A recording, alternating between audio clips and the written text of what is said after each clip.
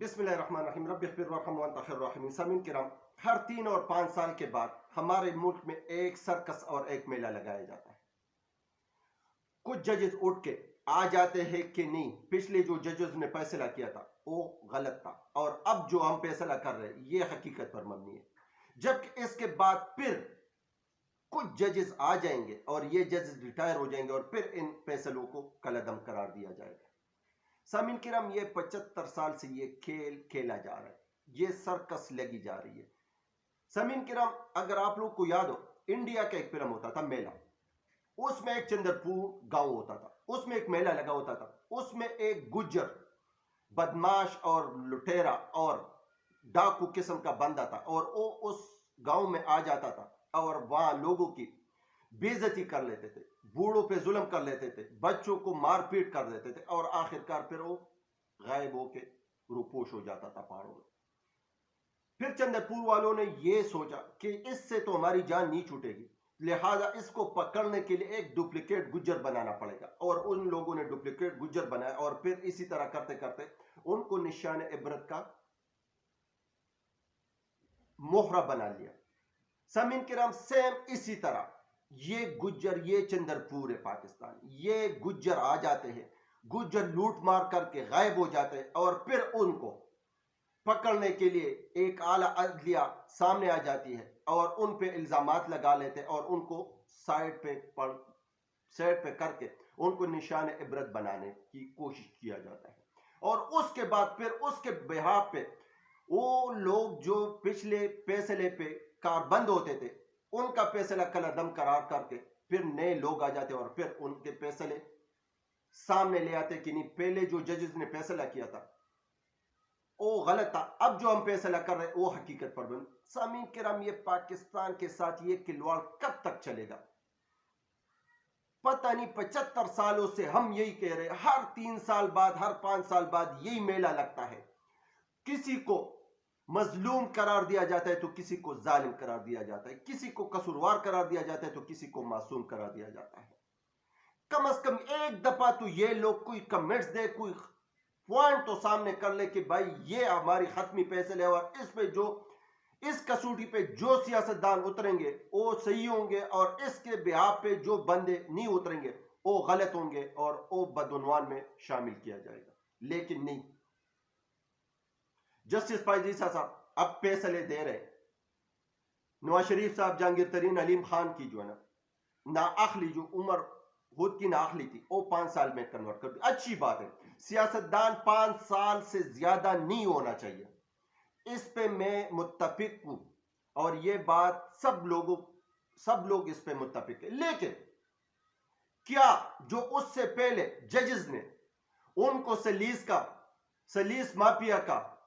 لقب دیا تھا، کرپ عنوان کا لقب دیا تھا، ایون فیلڈ میں جو بدعنوانی کی تھی، منی لانڈرنگ کی تھی، کیا وہ سارے چیزیں غلط تھی؟ اگر غلط ہے تو میرے اور آپ کے اور پاکستانی لوگوں کی ٹائم کیوں برباد کیا جا رہا ہے؟ سامعین کرام، یہ میلہ اور یہ سرکس بند ہونا چاہیے، ان پہ جج صاحبان کا ریمارکس آنا چاہیے کہ یہ کسوٹی ہے، اس کسوٹی پہ جو سیاستدان پورا اترے گا وہ صحیح ہوگا، اور جو نہیں اترے گا وہ غلط ہوں گے۔ لیکن نہیں، اس طرح نہیں ہوگا، اس طرح نہیں ہوگا، کیونکہ اب عمران خان صاحب کو نشانہ عبرت بنانے کی ٹان لی گئی ہے، لیکن کل یہ نادرہ جس طرح نواز شریف صاحب کو فیسیلیٹیٹ کر رہے ہیں، یہ نیب جس طرح نواز شریف صاحب کو فیسیلیٹیٹ کر رہے ہیں، یہ ادارے جس طرح اب نواز شریف صاحب کو فیسیلیٹیٹ کر رہے ہیں، یہ سارے کھڑے ہو جائیں گے اور سارے آ جائیں گے کہ نہیں، وہ جو کیسز تھے، وہ سارے جو 200-250 کیسز عمران خان صاحب پہ بنے تھے وہ سارے بدعنوانی پہ بنے ہوئے تھے، اور لہٰذا اب ہم اس سے پیچھے ہٹ لیتے۔ لیکن ٹائم پاکستان کا خراب ہوگا، معیشت پاکستان کا ڈوب رہا ہے۔ عمران خان صاحب تو یہاں تک کے لیے تیار ہے کہ بات چیت کے لیے تیار ہے، جب آرمی چیف امریکہ گیا تھا بقول لودھی صاحب کا، نعیم لودھی صاحب جو بہت اہم رول ادا کر لیتے ہیں سیاستدانوں میں اور اسٹیبلشمنٹ میں، اس نے کہا تھا کہ عمران خان صاحب نے امریکہ میں اپنے کمیونٹی پی ٹی آئی کے ورکروں کو کال دی تھی کہ وہاں کوئی احتجاج نہ کیا جائے، کیونکہ عمران خان صاحب بات چیت پہ یقین رکھتا ہے اور اپنے اداروں کو عزت دینے کے لیے وہ دن رات کوشش کر رہے ہیں کہ آئین اور قانون کی حکمرانی ہو، ملک میں صاف اور شفاف انتخابات ہو، اور اسی وجہ سے عمران خان صاحب کو ریلیف ملنا شروع ہو گیا۔ سامعین کرام، نعیم لودھی صاحب نے ایک انٹرویو میں، ایک جرنلسٹ کو اس نے انٹرویو دیا تھا، اس میں اس نے کہا تھا کہ نواز شریف صاحب کا منہ اترا ہوا ہے، کہ یہ سیاست کا آخری مہینہ ہے، اگر اس مہینے میں بھی نگران حکومت اور حکومت کو ہوش نہیں آیا تو یہ پھر گیم ہاتھ سے نکل جائے گی اور ان کو پھر کنٹرول کرنا کسی کی بس کی بات نہیں ہوگی، کیونکہ ان کو سب چیزوں کا ادراک ہے، وہ سب چیزیں سامنے مد نظر رکھتے ہوئے یہ بات کر رہے تھے۔ لیکن پتہ نہیں، ہم بد ضد ہیں، ہم اس ضد پہ ٹلے ہوئے کہ عمران خان صاحب کو باہر نکالنا ہے، پی ٹی آئی کو باہر نکالنا ہے، بلے کے نشان کو ختم کرنا ہے اور ایک سیاسی مقبول پارٹی کو زمین بوس کرنا ہے۔ جبکہ اس پہ اختر مینگر صاحب نے کا بھی ایکٹیو اٹھایا تھا، اس نے بھی اس میں کہا تھا کہ کیا پاکستان کو بنگلہ دیش کا جو بنگلہ دیش کے ساتھ ہوا ہے کیا ان کو یاد نہیں ہے؟ اب بنگلہ دیش سے آپ لوگوں نے سبق نہیں سیکھا ہے کہ ملک کا ایک مقبول ترین پارٹی کو اور ایک مقبول ترین شخصیت کو آپ سیٹ پہ کرنے چاہ رہے ہیں، لیکن کیا کریں، لوگ تو اپنے ضد اور اپنے انا میں لگے ہوئے، نہ نواز شریف صاحب سامنے آ رہے، نہ جاوید لطیف صاحب سامنے آ رہے، نہ میاں اورنگزیب صاحب سامنے آ رہے۔ اگر زبیر صاحب نے بات کی ہے کہ ان کی میں بات اسٹیبلشمنٹ سے کروا لیتا تھا تو اس پہ بھی وہ پانی پھیر لیتے، جبکہ دوسری طرف حامد میر صاحب بھی کہہ رہے کہ جس طرح بھی ہو،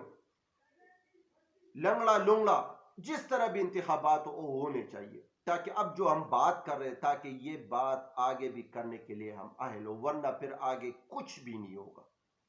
جبکہ دوسری طرف خانزادہ شاہزیب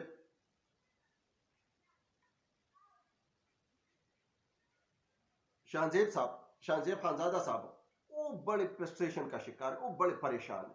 وہ طرح طرح کے، اس کی ایک ہفتے کی پروگرام میں آپ دیکھ لیں،